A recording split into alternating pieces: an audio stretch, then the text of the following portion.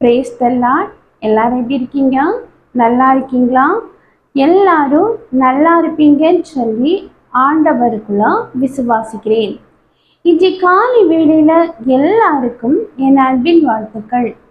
குறிப்பா பிறந்த நாள், திருமண நாள் காணுகிற ஒவ்வொருவருக்கும் என் அன்பின் வாழ்த்துக்கள். இன்னைக்கு சிந்தித்து தியானிப்பதற்காக எடுத்துக்கொள்ளப்பட்ட வேத வார்த்தை, உன் நிலைமையை மகிமையாய் மாற்றுவார்.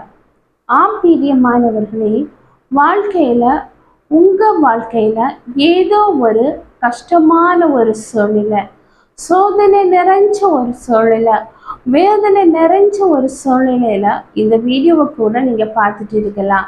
இன்னைக்கு ஆண்டவர் சொல்றாரு, உன் நிலைமையா மகிமையாய் மாற்றுவேன் அப்படின்னு சொல்லி. ஆமீன், ஹல்லேலூயா.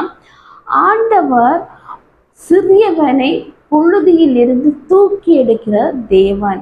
உங்க வாழ்க்கையில எல்லாரும் கைவிட்ட சூழ்நிலையில நீங்க வாழ்ந்துட்டு இருக்கலாம். நீ எதுக்குமே பிரயோஜனம் இல்லை, நீ எதுக்குமே உதவாதவன் அப்படின்னு சொல்லி உங்க சுற்றத்தாரோ, இல்லைன்னா உங்க உறவினர்களோ, இல்லைன்னா உங்க சொந்த பந்தங்களோ, உங்க சகோதரர்களோ உங்களை வேண்டாம் அப்படின்னு சொல்லி ஒதுக்கி வச்ச ஒரு சூழ்நிலையில கூட இந்த வீடியோவை நீங்க பார்த்துட்டு இருக்கலாம். நீங்க ரொம்ப ரொம்ப நல்லா இருக்கும்போது எல்லாத்துக்கும் உதவி பண்ணியிருப்பீங்க. ஆனா உங்க வாழ்க்கையில ஒரு கஷ்டம்னு வரும்போது நீங்க உதவினவர்களே உங்களை கைவிட்ட ஒரு சூழ்நிலையில கூட இருந்துட்டு இருக்கலாம். இப்படி ஏதோ ஒரு நிலைமையில, வறண்டு போன நிலைமை, துவண்டு போன நிலைமை, பண கஷ்டம், கடன் சுமை, வியாதி என்னும் கஷ்டம், மனசளவில் வேதனை அடைஞ்சி சமாதானம் இல்லாமல், நிம்மதி இல்லாமல், எனக்கு எப்போ சமாதானம் கிடைக்கும் அப்படிங்கிற ஒரு நிலைமையில கூட உங்கள் வாழ்க்கை இருந்துட்டு இருக்கலாம்.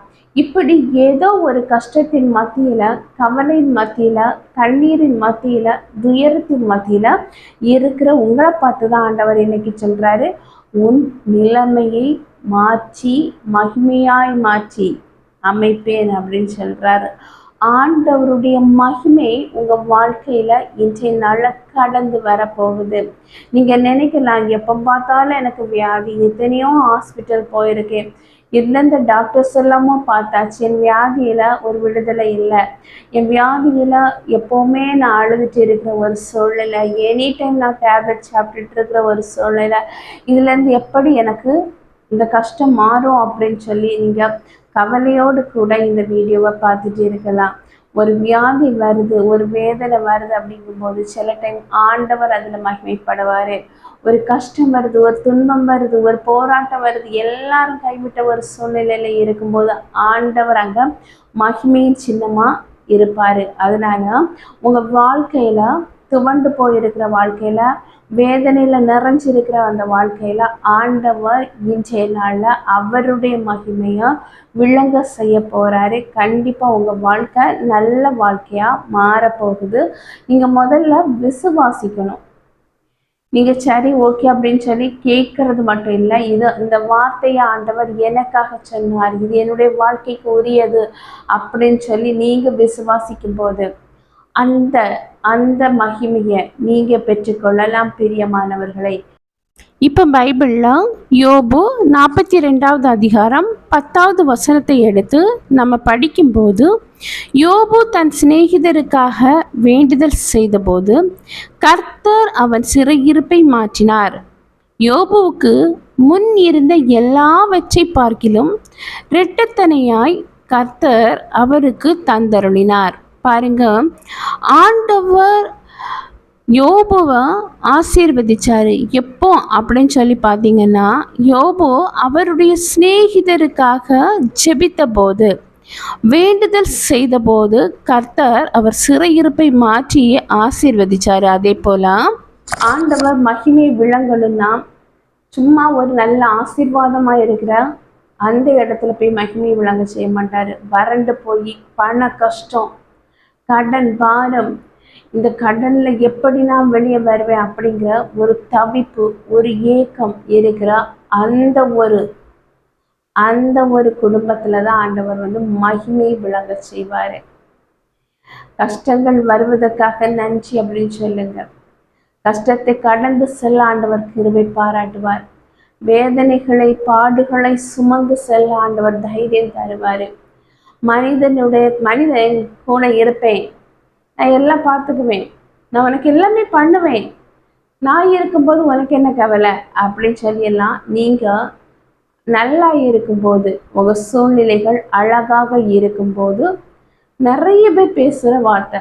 ஆனால் உங்கள் வாழ்க்கையில் ஒரு கஷ்டம் வருது, ஒரு கண்ணீர் வருது, ஒரு வேதனை வருது அப்படின்னா உங்களை சுற்றி இருந்தவங்களே முதல்ல கைவிட்ட சூழ்நிலையில் கைவிட்டுட்டு போவாங்க. நீங்கள் யார் அப்படின்னு எனக்கு தெரியாது அப்படின்பாங்க. அப்படிப்பட்ட உலகத்துல தான் நம்ம வாழ்ந்துட்டு இருக்கோம். இப்போ ஆண்டவருக்கு அது நடந்தில்ல. ஆண்டவரை சிலுவையில் அறையும் போது அவருடைய சீசர்கள், அதாவது குறிப்பா பேதுரு, எனக்கு உங்களுக்கு தெரியாது அப்படின்னு சொல்லி மறுதளிச்சான்ல. அப்படிப்பட்ட ஆண்டவருக்கே அந்த நிலைமைன்னா நம்ம சாதாரண ஒரு மனிதன் நமக்கு என்ன நிலைமை இருக்கும் பிரியமானவர்களே. ஆனா இப்படி கைவிடப்பட்ட சூழ்நிலை இருக்கிற ஒவ்வொருவரையும் ஆண்டவர் நேசிக்கிறாரு. வாழ்க்கையில பாருங்க, எத்தனையோ பாரங்கள் எத்தனையோ கஷ்டங்கள் வந்த மக்களுக்கு தான் ஆண்டவர் அற்புதம் செய்திருக்கிறாரு. எல்லா ஆசீர்வாதமும் இருக்கிறவங்களுக்கு இல்லை, ஒண்ணுமே இல்லாம வறண்டு செழிப்பு இல்லாத சூழ்நிலை இருக்கிறவங்களுக்கு தான் ஆண்டவர் ஆசீர்வாதத்தை கொடுத்திருக்கிறாரு. அப்படி ஆண்டவர் எல்லாம் ஒண்ணுமே இல்லாத மக்களுக்கு, எதுவுமே இல்லை அப்படின்னு சொல்லி எல்லாரும் கைவிடப்பட்ட நிலைமையில இருக்கிறவங்களுக்கு ஆண்டவர் அற்புதத்தை செய்ய வல்லவரா இருக்கிறாரு. யோசிப்பு தன்னுடைய சகோதரனால விற்கப்பட்ட யோசிப்பா ஆண்டவர் ஆசீர்வதிச்சு அவருடைய வாழ்க்கையில ஒரு மகிமையை கொண்டு வராரு, பிரதமரா மாற்றுறாரு. இப்போ இப்படி எல்லாராலும் ஒதுக்கப்பட்டவங்களுக்கு தான் ஆண்டவர் மகிமையை செய்வாரு. உங்க வாழ்க்கையில யாரா ஒருத்தங்களால காயங்கள், யாரோ ஒருத்தங்க உங்களை வெறுத்து ஒதுக்குறாங்க அப்படின்னா கவலைப்படாதீங்க. கண்டிப்பா உங்க வாழ்க்கையில ஆண்டவர் மகிமையை விளங்க செய்வாரு. யோபுவோட வாழ்க்கையை பாருங்க, எல்லாத்தையும் இழந்த யோபு, ஆசீர்வாதமா வாழ்ந்த யோபு லாஸ்ட்ல எல்லாமே இழந்து போய் நிற்கதியா நிற்கும் கூடிய நிலைமை, உடம்பு ரீதியா வியாதி என்னும் கஷ்டம், இப்படி எத்தனையோ கஷ்டத்தின் மத்தியில இருந்த யோபுவை தன்னுடைய சிநேகிதனுக்காக ஜெபிக்கும் போது ஆண்டவர் அவருடைய வாழ்க்கையை அப்படி ரெட்டத்தனையான நன்மையால கொடுத்து ஆசீர்வதிக்கிறாரு. இப்போ உங்க வாழ்க்கையில துவண்டு போயிருக்கிற வாழ்க்கையில, வறண்டு போயிருக்கிற உங்க வாழ்க்கையில ஏதோ ஒரு நன்மை கிடைக்கணும் அப்படின்னு சொல்லி ஆசைப்பட்டீங்கன்னா முதல்ல உங்களுக்காக ஜெபிக்கணும், உங்களுக்காகவும் ஜெபிக்கணும். ஆனா உங்களுக்கு தெரிஞ்சவங்களுக்காக, ஆண்டவரை அறியாதவங்களுக்காகவும் நீங்க ஜெபிக்கணும். எத்தனையோ மக்கள் இந்த உலகத்துல ஆண்டவரை அறியாம ஏதோ ஒரு கண்மூடித்தனமான ஒரு நம்பிக்கையில வாழ்ந்துட்டு இருக்காங்க. அவங்களுக்கு ஆண்டவரை தெரியப்படுத்துங்க, அவங்களுக்காக ஜெபிங்க.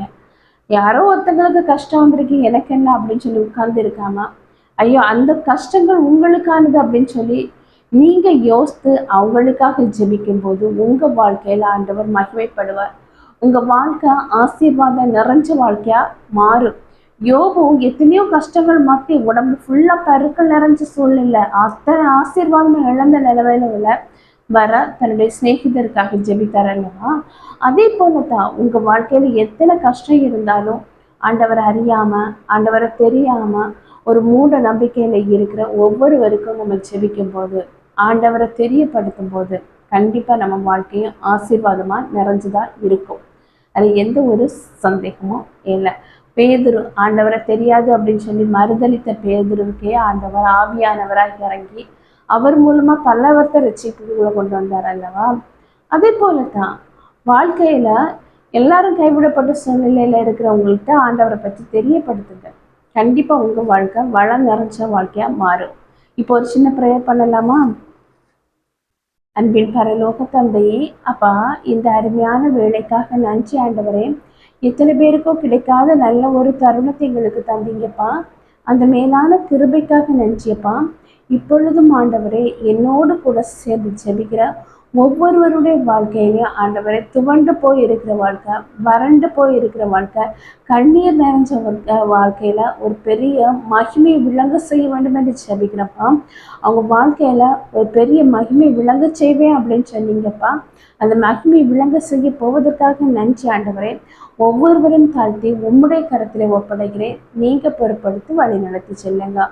மீட்பர் இயேசுவின் மூலம் ஜெபங்களும் அன்பின் இருந்த பரம தந்தையே, ஆமீன் ஆமீன். கர்த்தர் உங்க ஜெபத்தை கேட்டிருக்கிறாரு. கண்டிப்பா உங்க வாழ்க்கையில ஆண்டவர் மகிமையை விளங்க செய்வாரு. கர்த்தர் தாமே இவ்வார்த்தைகளை ஆசீர்வதிப்பாராக. ஆமீன் ஆமீன். ஹல்லேலூயா.